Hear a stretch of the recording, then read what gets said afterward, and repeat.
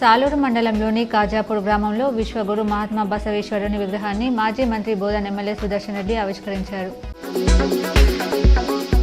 రాజ్యాంగం ప్రకారం బీసీలకు హక్కులు కల్పించలేదని, ఇప్పటికీ బీసీ వర్గాలకు న్యాయం జరగడం లేదని ఎమ్మెల్సీ కల్వకుంట్ల కవిత అన్నారు.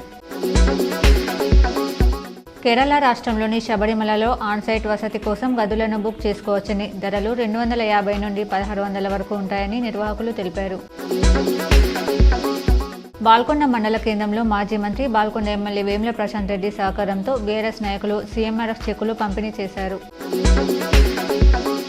కామారెడ్డి జిల్లా న్యాయ సేవాధికార సంస్థ ఆధ్వర్యంలో స్త్రీ హింస వ్యతిరేక దినం సందర్భంగా ర్యాలీ నిర్వహించారు. కామారెడ్డి జిల్లా పెద్ద కొడప్గల్ మండలంలోని జగన్నాథపల్లి గ్రామంలో జీపీ నిర్వహణకి జుక్కల్ ఎమ్మెల్యే లక్ష్మీకాంతరావు భూమి పూజ చేశారు. రెంజల్ మండలంలోని పలు గ్రామాల్లో ఏఐపీకేఎంఎస్ విస్తృత ప్రచారం నిర్వహించింది. రుద్రూర్ కేజీబీవీని డీఓ అశోక్ సందర్శించారు.